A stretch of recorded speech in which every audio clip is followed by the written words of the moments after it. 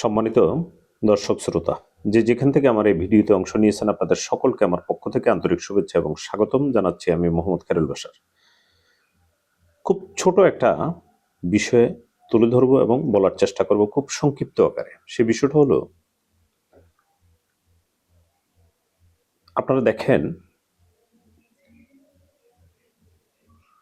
চিকিৎসা জগতের বেলায় বেশ কিছু বৎসর আমাদের দেশে যে সমস্ত আপনার বাচ্চা ছেলেরা জন্ম নিত, আপনার নবজাতকরা, সেক্ষেত্রে আপনার অধিকাংশ বাড়িতে জন্ম নিত।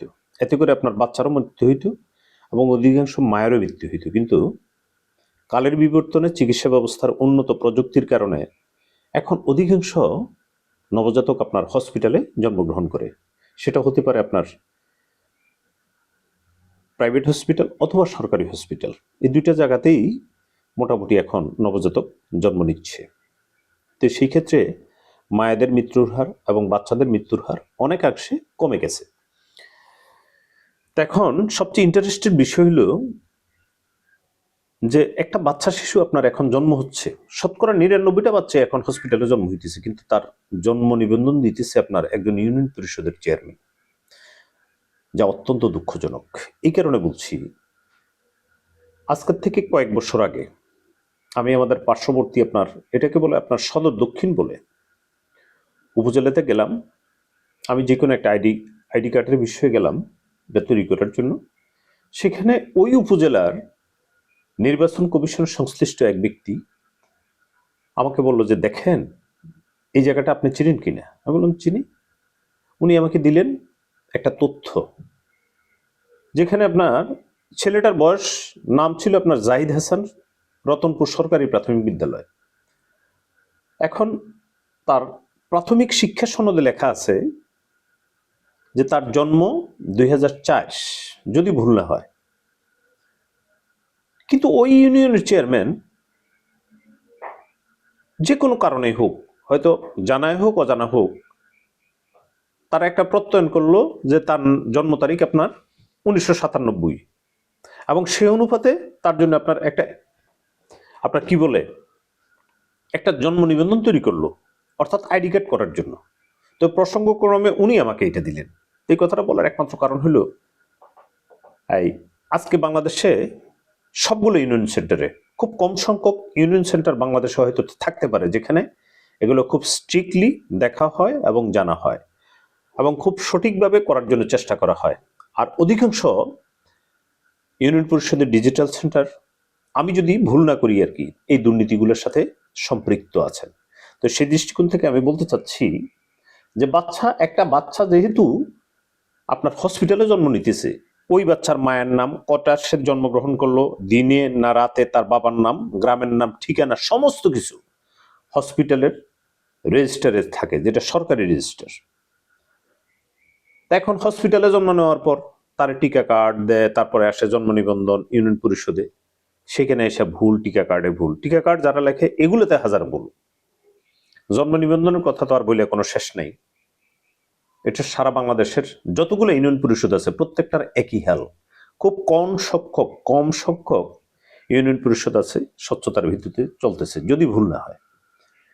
এখন আমি এটাই বলতে চাচ্ছি যে বাচ্চা যেহেতু আপনার হসপিটালে জন্ম নিতেছে শতকরা ৯৯টা, সেই ক্ষেত্রে আমাদের দেশে যেহেতু এখন জন্মের থেকে ১৮ বছর পর্যন্ত আপনার কোনো আইডি কার্ডের কোনো প্রচলন নাই, আছে? নাই, কোনো ধরনের প্রচলন নাই, কোনো আইডি কার্ড নাই। ১৮ বছর পর্যন্ত তার কোনো পরিচয়পত্র নেই। সেই দৃষ্টিকোণ থেকে আমি বলতে চাচ্ছি, যেহেতু এখন নিয়ম বাচ্চা জন্মের পর তাকে টিকা কার্ড দেওয়া হয়, পরবর্তীতে জন্ম নিবন্ধন, এই দুইটা বিষয় সম্পূর্ণ বিলুপ্ত করে দিয়ে, যেহেতু সে হসপিটালে জন্ম হয়, সেখানে ডাটাবেজের ব্যবস্থা করা যেতে পারে। রেজিস্টারের এগেনিস্টে ডাটাবেজে তার সমস্ত তথ্যপত্র ডাউনলোড করে সেই নিরিখে তাকে আপনার একটা চাইল্ড আইডি কার্ড অথবা শিশু পরিচয়পত্র দেওয়া যেতে পারে। এটার সুবাদে আপনার টিকা কার্ডের কোনো প্রয়োজন লাগতেছে না, জন্ম নিবন্ধনের কোনো প্রয়োজন লাগতেছে না। কেন লাগতেছে না? একদিক দিয়ে যেহেতু এখন জন্মের ১৮ বছর পর্যন্ত কোনো মানুষের কোনো আইডি কার্ড নেই, আছে কারোর নাই, বাংলাদেশে কোনো সিস্টেম নাই। তো সেই ক্ষেত্রে যখন একটা বাচ্চা আপনার হসপিটালে জন্ম নিবে তাকে দিবে আপনার চাইল্ড আইডি কার্ড। এটা চলবে জন্মের থেকে 12। এটা দিয়ে টিকার কাজ, স্কুল মাদ্রাসায় ভর্তি, ডাক্তার দেখানো, সমস্ত কিছু, যানবাহনে চলো, সমস্ত কাজগুলো সে করতে পারবে। এবার আসেন, এটা জন্মের থেকে 12 বছর পর্যন্ত ব্যবহার করার পর এটা রিনিউ করার সিস্টেম থাকবে একই তথ্যের ভিত্তিতে, একই কোড নাম্বারে, আগের জন্ম নিবন্ধনের এই আপনার আইডি কার্ডের, অর্থাৎ চাইল্ড আইডি কার্ডের এগেনিস্টে। এটা চলবে 12 থেকে 18 বছর পর্যন্ত। তখন প্রথমটা আপনার চাইল্ড আইডি কার্ডটা আপনার জন্ম থেকে 12 বছর পর্যন্ত ব্যবহার করার পর রিনিউ সিস্টেম থাকবে। তখন তাকে এটা রিনিউর মাধ্যমে তাকে একটা অ্যাডোলিশন আইডি কার্ড দেওয়া হবে। এই অ্যাডোলিশন আইডি কার্ডটা জন্ম থেকে 12 থেকে 18 বছর পর্যন্ত চলবে। এটা দিয়ে যানবাহনে চলাচল, শিক্ষা প্রতিষ্ঠানে ভর্তি, পাসপোর্ট তৈরি, যত কাজ আছে সর্বশেষ সে যানবাহনে ব্যবহার করতে পারবে। এখন যেরকম আইডি কার্ডের কোনো প্রচলন নাই, কোনো মানুষ হদিস পাওয়া যায় না, সব অধিকাংশ মানুষ আপনার বেয়ারিশ হয়ে যাচ্ছে। তো এই অ্যাডোলিশন আইডি কার্ডটা সে 12 থেকে 18 বছর ব্যবহার করার পর সর্বশেষ যে কাজটা করতে হবে, তখন সেটা পুলিশ স্টেশনে জমা দিবে। এই জন্য বাংলাদেশের প্রত্যেকটা পুলিশ স্টেশনে একটা আলাদা ডেস্ক থাকবে। বাংলাদেশের পুলিশের কোনো অভাব নাই। প্রয়োজন বোধে কিছু পুলিশ নতুন নিয়োগ দিবে গভর্নমেন্ট যদি চিন্তা করে, সেক্ষেত্রে ওই ডেস্কে কি করবে, এই অ্যাডোলিশন আইডি কার্ডটা জমা দেওয়ার পর তার শরীরের সমস্ত তথ্যপত্র ডাটাবেজে অন্তর্ভুক্ত করার মাধ্যমে একই তথ্যের ভিত্তিতে আগের যে আইডি কার্ড ইউজ করছে সেখানে আপনার বর্তমানে যেরকম আপনার জন্ম নিবন্ধনে আপনার জন্ম তারিখ চেঞ্জ করা যায়, ইস্যু করা যায়, রদ বদল করা যায়, এগুলো আর করার তখন সুযোগ থাকবে না। তখন সে অটোভাবে জাতীয় পরিচয়পত্র পাবে এবং পাশাপাশি এই তথ্যটা নির্বাচন কমিশনে চলে যাবে, যেহেতু এখন অনলাইনের যুগ।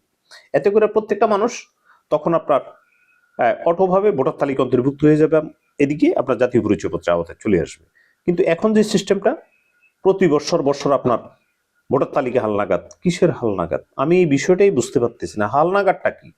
আপনি অটোভাবে প্রত্যেকটা মানুষ জন্মের শুরু থেকে পরিচয়পত্র চালু হয়ে যাবে। অতএব এই বিষয়টা নিয়ে একটু চিন্তা করা দরকার আমাদের। সারা বাংলাদেশের মানুষ যারা যেখান থেকে আমার এই ভিডিওটা দেখছেন, আশা করি শেয়ার করবেন, আপনাদের মন্তব্য লিখবেন।